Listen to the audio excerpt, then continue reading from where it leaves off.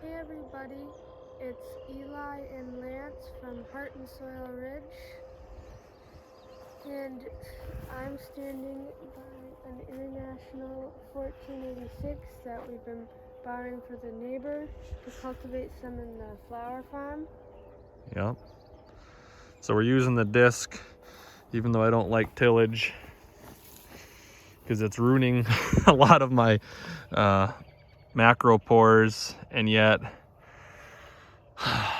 you have tools, and whether it's a no-till drill, which thankfully I have access to from another neighbor, but here we are in the flower farm, and actually, Lige, you can go. Okay, I'll meet you by the driveway. So we hit this with a couple passes, and you know, this is what we're doing. We're gonna lay down fabric. These are actually all planted, believe it or not. Boy, check out the sunset. Let's see, beautiful sunset.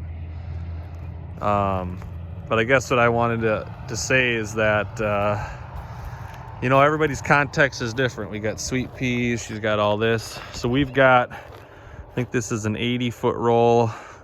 We got another 80-foot back there. We're gonna have a walkway empty. Here's obviously this.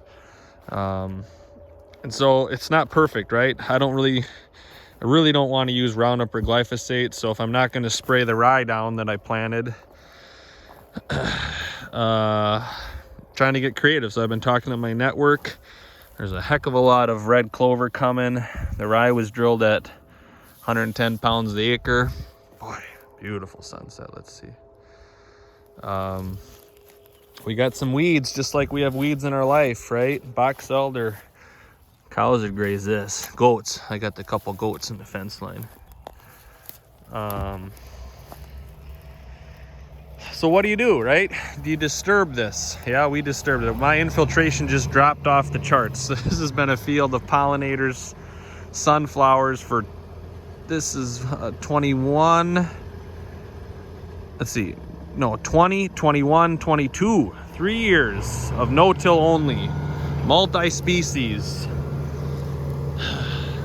But I'm changing, you know, you gotta do with the tools you got. So I'm actually I'll show you up there. I got a baling roller. A good friend of mine, Joan, has let me borrow it.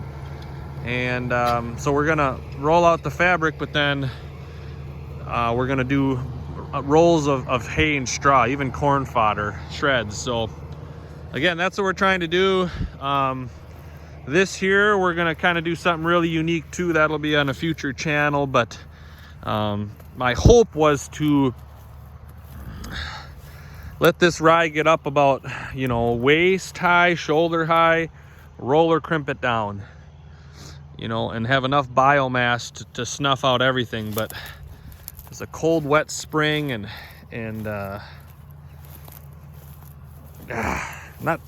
just the rye is only this tall right now, and it should be this tall, and it's already starting to get heads down here in the sheath, right here. And so yeah, so that we got to do plan B, C, D, E, and F.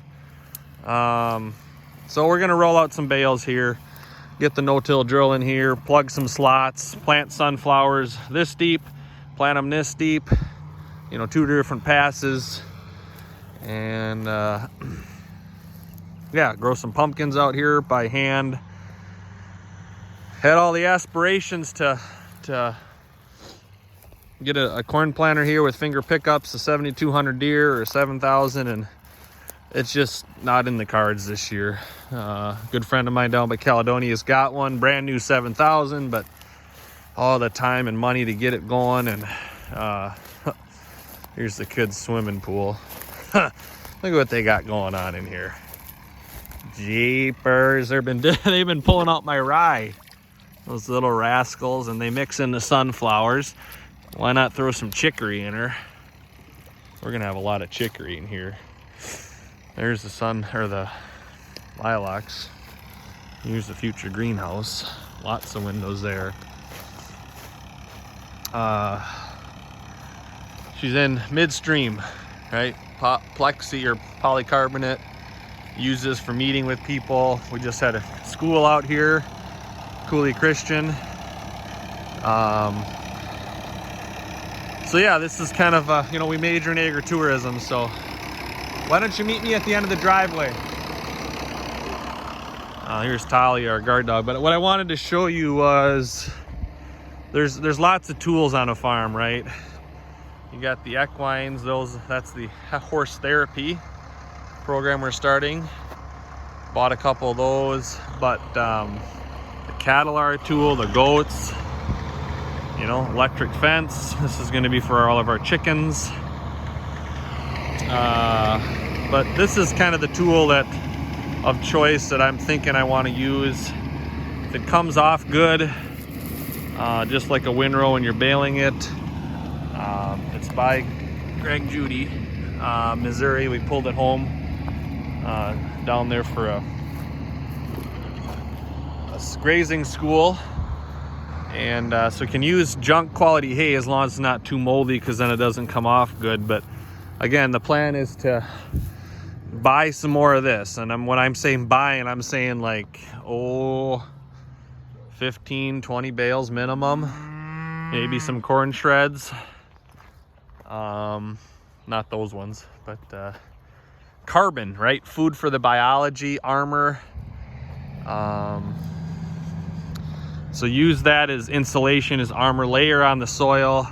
And then, like I said, over here, we're gonna do some unique things with the sunflowers. And we got, let's see, it'd be, I don't know if you see the VOR, that unique tower past Talia. There's 4-acre field there that we do a lot of pollinator strips and plantings with different cover crops. But look at here.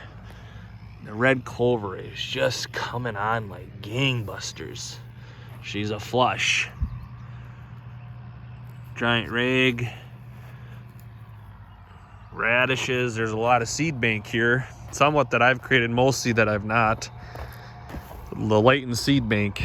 Kind of like if you build the habitat, they will come. Well, if you're a deer hunter or a pheasant hunter or a turkey hunter, if you build the habitat, the critters underneath the soil will come. But so often we got to spend money, send money to town. So with that, beautiful night here. Thanks for taking the walk. Let's keep saying yes to life. I'm a work in progress. We all are. So we're gonna take the neighbor's tractor, drive it to No-Dine Quick Trip, fuel it up, because that's what you do when you borrow somebody's tractor and run 20 gallons of fuel in it. You put 40 gallons into her, maybe 60. So with that, friends, I'm gonna go catch up to the young man over there that's got a dream of repairing tractors and a skill set. Thanks, everyone.